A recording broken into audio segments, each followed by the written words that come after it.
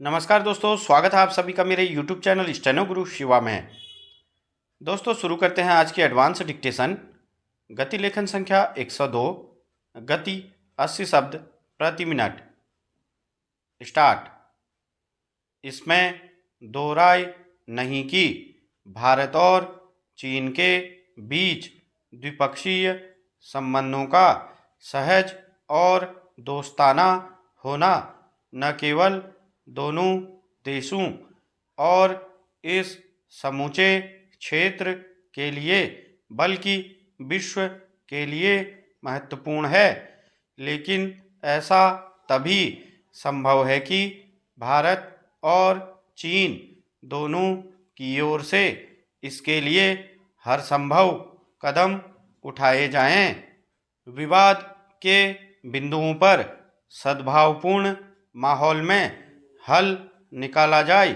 मुश्किल यह है कि सीमा विवाद से लेकर अन्य तमाम मुद्दों पर भारत अपनी तरफ से तो विवाद के हल के लिए कदम बढ़ाता है, लेकिन हर कुछ समय के अंतराल पर चीन कोई न कोई ऐसी हरकत कर बैठता है जिससे संबंधों में सुधार की राह में अड़चन पैदा होती है।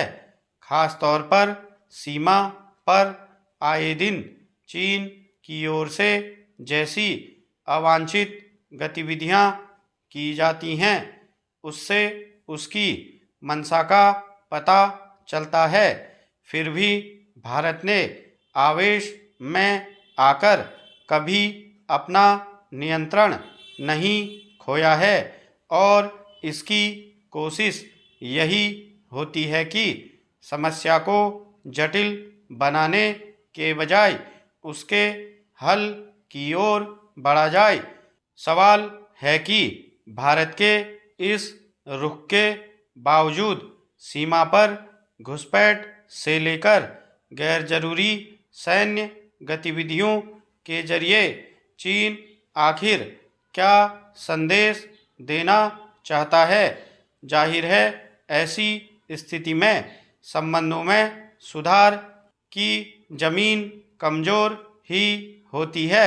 इसलिए भारत ने चीन को स्पष्ट रूप से यह बताया है कि दोनों देशों के रिश्तों में अगर सहजता नहीं आ पा रही है तो इसकी वजह है। दरअसल दक्षिण अफ्रीका में भारत के राष्ट्रीय सुरक्षा सलाहकार अजीत डोभाल ने चीन के शीर्ष राजनयिक से मुलाकात के दौरान दो टूक लहजे में कहा कि वास्तविक नियंत्रण रेखा पर लगातार टकराव की स्थिति बने रहने के कारण भरोसा टूटा है और पश्चिमी क्षेत्र में स्थिति ज़्यादा बिगड़ी है। उन्होंने कहा कि इन्हीं हालात की वजह से 2020 के बाद से भारत और चीन के बीच सार्वजनिक और राजनीतिक संबंध कमज़ोर हुए हैं और भरोसे में कमी आई है। यों भी वास्तविक नियंत्रण रेखा को ऐसा क्षेत्र माना जाता है जिस पर तनाव के हालात में दो देशों के संबंध खराब भी हो सकते हैं, लेकिन भारत के धीरज की परीक्षा चीन अक्सर लेता रहता है और गलत तरीके से उकसाता रहता है।